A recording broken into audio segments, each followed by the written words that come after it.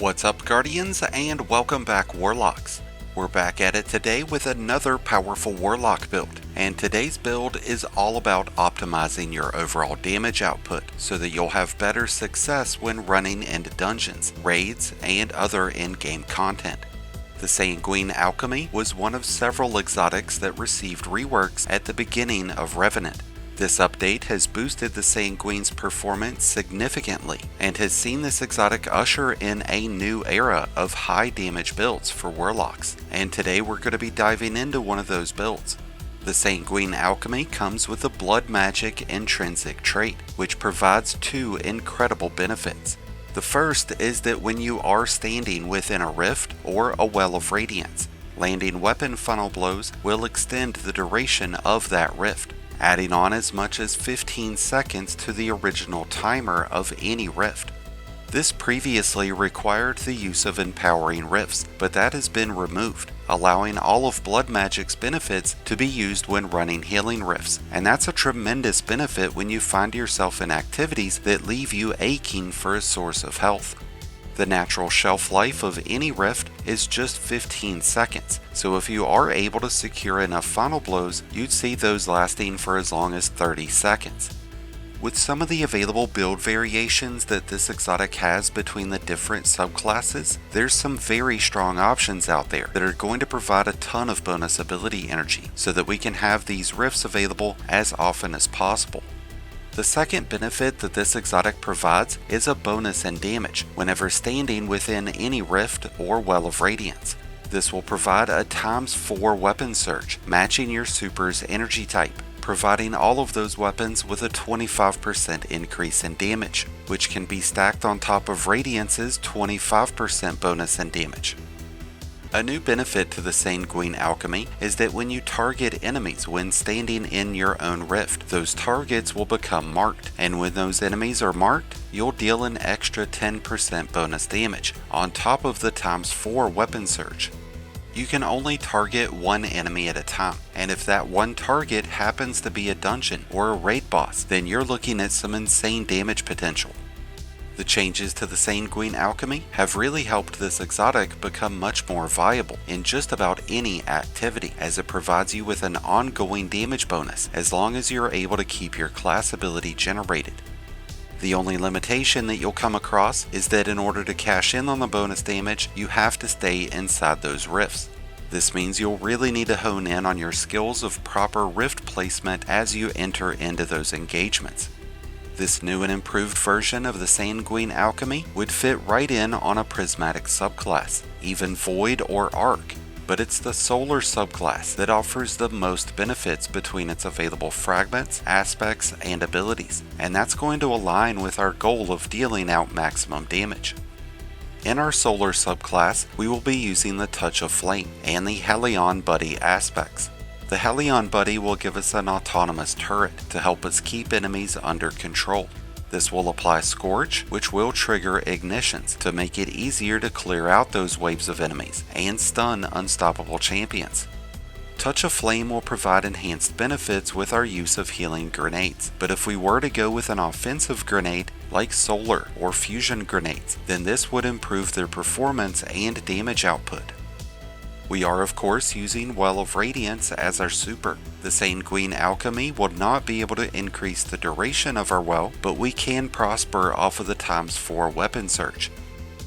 When it comes to fragments, we are making use of the Ember of Singeing, which will provide us with a 400% increase to the regeneration rate of our class ability whenever we scorch targets. This is a 3-second bonus, but it can be continuously re-triggered as we apply Scorch to new enemies. This will greatly improve the uptime of our Rift energy so that we can continuously activate Sanguine's damage bonus. We've got Ember of Torches active, so that way we'll be able to activate Radiance whenever we strike enemies with our Incendiary Snap. When Radiance is active, we'll have a 25% increase in damage granted to all of our weapons. And since we are using Ember of Empyrean, whenever we defeat enemies with our solar weapons, we will extend the timer of Radiance and Restoration, helping us stay alive so that we can regain class ability energy and sustain all of our damage bonuses. When we are running content solo, I prefer the use of Ember of Empyrean to provide us with improved recovery. But when we are in team activities, we will want to use the Ember of Benevolence instead. That's going to give us a 400% bonus to the regeneration rates of our grenade, melee, and class ability energies whenever we apply Restoration, Cure, or Radiance to teammates. With this build providing all three of those benefits, we would have enough class ability energy available to keep multiple rifts up at once. With our Solar Subclass now covered, let's switch gears and talk about the weapons that you'll want to incorporate into this build. The new artifact provides several benefits when using grenade launchers. Concussive Reload will cause grenade launchers to apply a weakening debuff against high value targets like champions and bosses. This will grant any source of damage with a 15% increase. So with that in mind, we're going to have grenade launchers like the Wither Horde, the Lost Signal, or the Wild Style at the ready. Heavy grenade launchers get the added benefit of kinetic impacts, which will cause those weapons to deal bonus damage as they trigger kinetic tremors. And that's also going to stun unstoppable champions. And because of that, we will want to use grenade launchers like the Marcelian Sea, the Cry Mutiny, or the Parasite. When it comes to our general purpose weapons, we would ideally like to have Incandescent so that we could increase how much Scorch we're able to apply. Weapons with Demolitionist or Strategist would also be great options to be able to improve our ability uptime. But to improve our overall damage output, we would want to look for weapons that come with Bait and Switch, Vorpal, Explosive Light, or a number of other damage bonuses. A few standout exotic weapons that I like using with this build include the Tessellation, the Steel Hunt, the Whisper of the Worm, the Teraba, and Polaris Lance.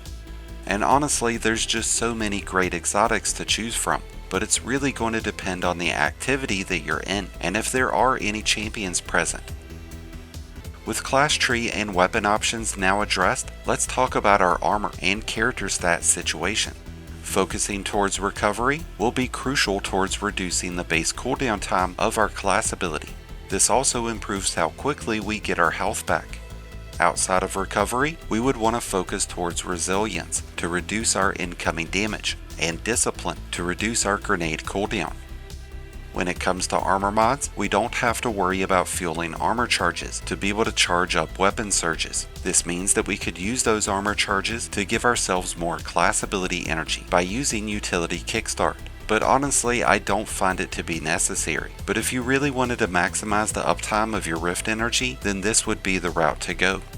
I do find it beneficial to run Ammo Finder and Reserve mods so that we can keep our high-powered damage weapons loaded up on ammo. Having automatic reloader mods on your boots can be extremely beneficial, as your stowed solar weapons will be automatically reloaded, but this does take a couple of seconds.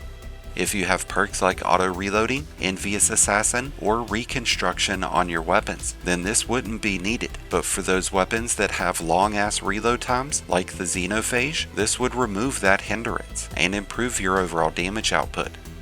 And with that, we've covered just about everything that I can think of on how you can properly build around the Sanguine Alchemy to be able to maximize on your damage potential whenever jumping into raids, dungeons, and other in-game content. I'd love to hear your thoughts about the Sanguine Alchemy and whether you've taken advantage of these benefits yet. Let us know down in the comments. If you need help making a copy of today's build, then be sure to check out the Mobalytics link that's down in the description, where you'll be able to find this and a ton of other great in-game builds. If you're a new Light Guardian, just starting your journey, or a battle-hardened veteran, just looking for a new place to call home, then be sure to check out the Discord link that's also down in the description and join one of the greatest communities in all of Destiny. Thank you as always for checking out the video. If you enjoyed and found it helpful, then be sure to hit that like button below, along with the subscribe button if you're new. Both are greatly appreciated and both really do help support the channel.